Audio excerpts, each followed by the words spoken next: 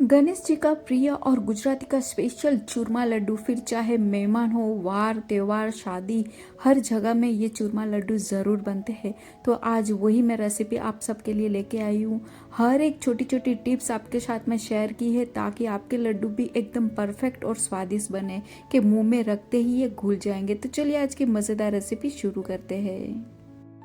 चूरमा लड्डू बनाने के लिए मैंने यहाँ पर 2 कप गेहूं का आटा लिया है और ये गेहूं का आटा नॉर्मल जिससे हम रोटी पराठा बनाते हैं ना, वही आटा है। तो आपको वही आटे से लड्डू बनाने हैं। अगर आपके यहाँ पर लड्डू का एक जाड़ा आटा भी आता है, अगर वो है तो फिर वो भी ले सकते हैं, तो उससे भी लड्डू अच्छे ही बनते हैं। पर मैं हर बार यही आटे से लड्डू बनाती हूँ, तो आपको अलग अलग आटा लेने की ज़रूरत नहीं है। और उसके अंदर हमें 1/3 कप तेल डाल देना है। तो ये नॉर्मल तेल आपके घर में जो भी यूज़ होता है ना, आपको ले लेना है। पर सिर्फ आपको राई का, तिल का और ऑलिव ऑयल नहीं लेना है, बाकी आप कोई भी ऑयल आप ले सकते हैं। और 1/3 कप ही ऑयल आपको डालना है इसके अंदर। और देखिए ये आटा मैं मसल रही हूँ ना, तो आपको मुट्ठी भर ये ऑयल होना चाहिए, मौन होना चाहिए। तो देखिए इस तरह से मुट्ठी होवे ना, वह इतना हमें मौन डालना है। तो ये बात का आपको ध्यान रखना है। और बाद में थोड़ा थोड़ा पानी डालेंगे आप, तो एकदम ही थोड़ा थोड़ा पानी डालना है। बहुत ही ज़्यादा हमें ये आटा है ना नरम नहीं रखना है, एकदम सख्त और कड़क आटा हमें गूंदना है। तो आपको एकदम थोड़ा थोड़ा पानी डालेंगे। तो पहले मैं जो आधा आटा है ना, आधे आटे तक मैं थोड़ा सा पानी डाल के इसे गूंद लूँगी। तो देखिए इस तरह से हमें कड़क आटा रखना है। और जब भी आप ये आटा थोड़ा सा गूंद जाए ना पानी डाल के, तभी आपको एक लुआ बना के देखना है। तो देखिए इस तरह से लुआ बनना चाहिए। तो कड़क आटा रहना चाहिए कि आपको हाथ की मदद से ना उसे थोड़ा सा वजन देके लुआ बनाना पड़े ना, इतना कड़क चाहिए। तो आप मेरी बात समझ रहे होंगे। तो इसी तरह से आपको आटा मसलना है और एक एक लुआ आपको बनाना है। तो देखिए इस तरह से आपको दोनों हथौली में एक लुआ लेना है और इस तरह से आपको ये मुठिया बनाना है। तो हमारे गुजराती में इसे मुठिया बोलते हैं। और फिर 4 उंगली आपको इसके अंदर प्रेस करनी है।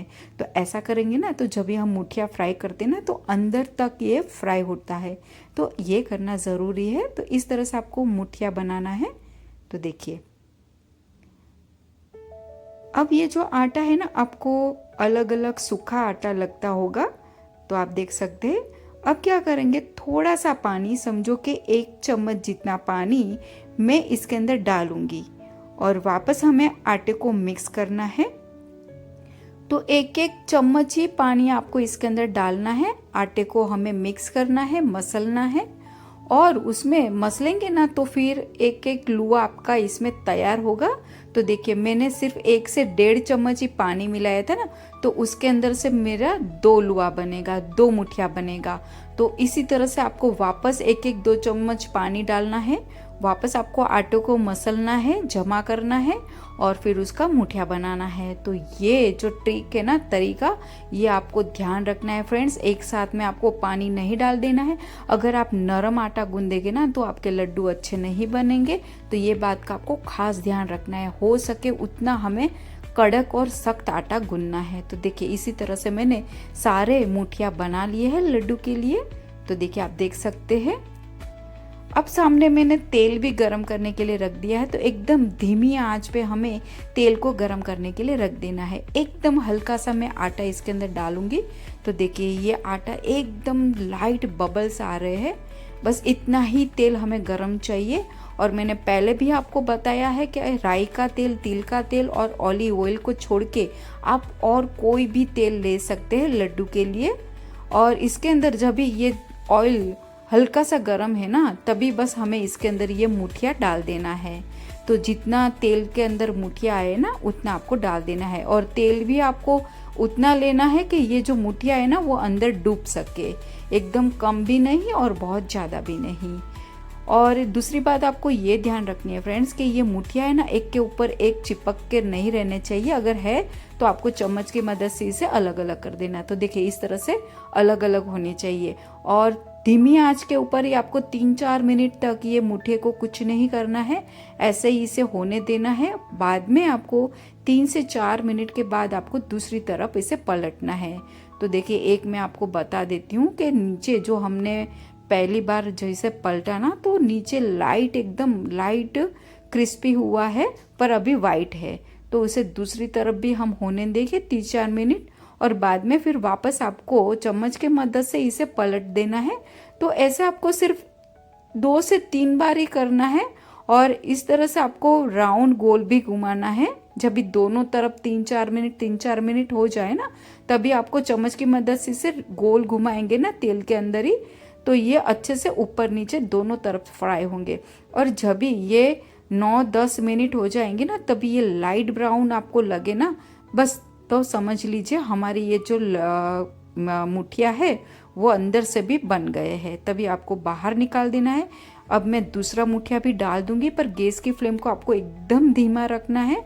और ये जो मैंने बाहर मुठिया निकाल दिया है ना उसे आपको तुरंत ही चम्मच की मदद से तोड़ देना है, क्योंकि हाथों से तोड़ेंगे ना तो ये बहुत ज़्यादा गर्म रहते हैं। तो आपको चम्मच की मदद से इसे तोड़ देना है। तो छोटे छोटे टुकड़े कर दूंगी ताकि ये अंदर से भी ठंडे होना शुरू हो जाए, क्योंकि हमें इसे मिक्सर में पीसना है, क्योंकि इसे ठंडे होने के लिए भी टाइम लगता है। तो आपको जैसे बाहर निकालेंगे ना वैसे आपके इसके टुकड़े कर देने हैं। दूसरा मुठिया भी बन गया है तो मैंने इसे भी बाहर निकाल दिया है और इसे भी मैं तोड़ दूंगी। तो इसी तरह से हमें सारे मुठिए को मैंने तोड़ दिया है और ये ठंडा भी हो चुका है।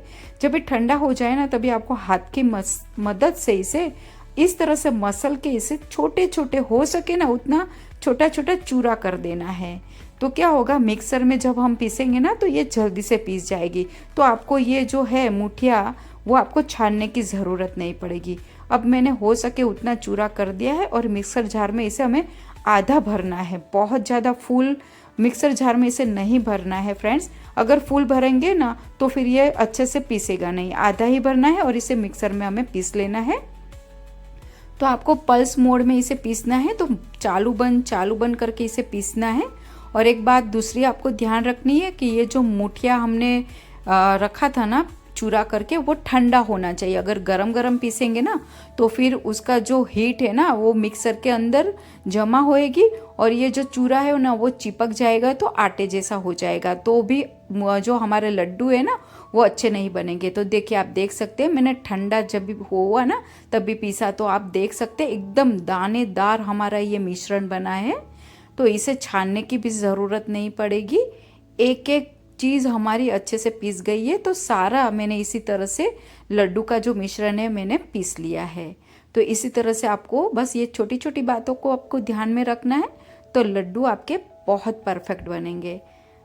तो अब मैंने यहाँ पर ये पीस लिया है। अब हम गुड़ को गर्म कर देंगे। तो आपको गैस चालू करके पैन रखना है और 2 बड़े चम्मच हमें घी डालना है। अभी फ़िलहाल मैं 2 बड़े चम्मच घी डाल दूंगी, आगे ज़रूरत पड़ी तो हम वापस डाल देंगे। और इसके अंदर हमें आधा कप जितना गुड़ डालूंगी। तो ये गुड़ है ना नरम वाला है। अगर कड़क गुड़ है ना तो फिर आपको जो आलू छीलने का छुरी रहती है ना तो उससे आप छील देंगे ना, तो इसी तरह से आपके जो गुड़ है ना कड़क वाला गुड़ वो छिल जाएगा, या तो फिर छुरी की मदद से एकदम बारीक आपको कर देना है। और इसे मैं धीमी आंच पे गरम करने के लिए छोड़ दिया है। और यहाँ पर ये जो लड्डू का मिश्रण है ना उसमें मैं इलायची पाउडर भी डाल दूंगी।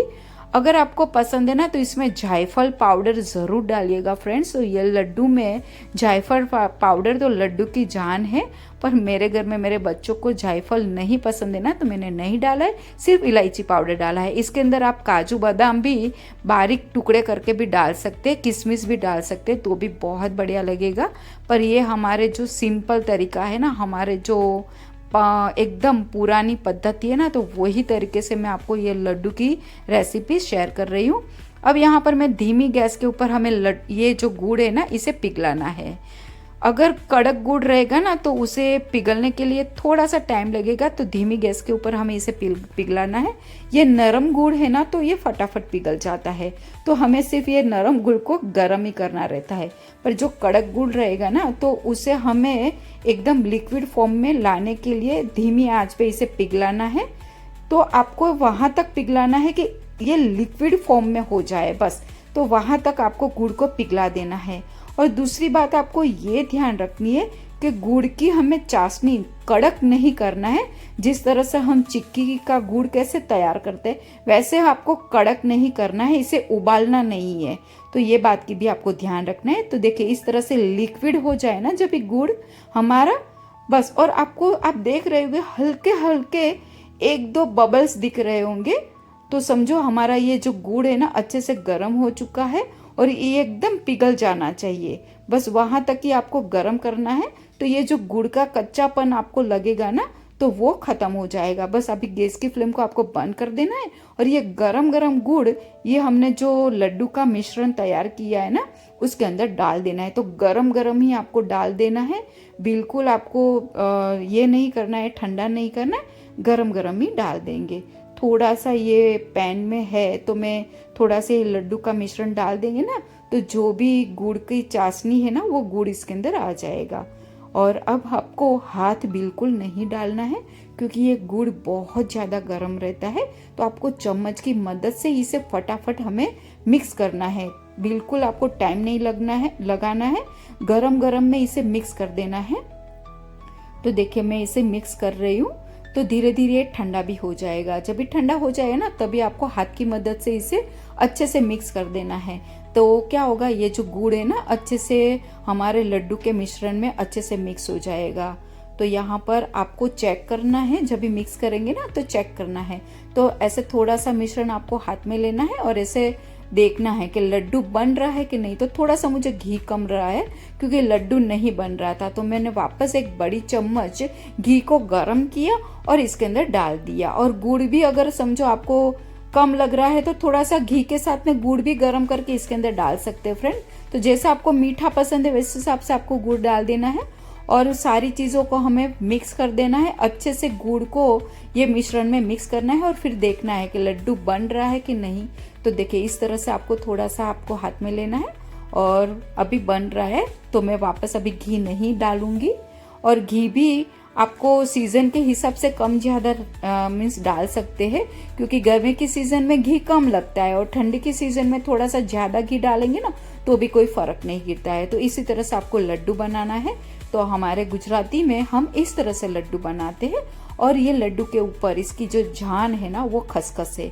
तो खसखस आपको ज़रूर लगानी है, तभी ये जो लड्डू है ना वो दिखने में और खाने में स्वादिष्ट लगेंगे। तो देखिए इस तरह से आपको मार्केट में ये पॉपी सीड भी कहते हैं। तो खसखस आपको मार्केट में कोई भी बनिए की दुकान में मिल जाएगी और आपको हाथ की मदद से ही, क्योंकि हमारे जो हाथ उंगली है ना वो घी वाली रहेगी, तो आपको बस इसी तरह से खसखस लेनी है और लड्डू के ऊपर लगा देनी है।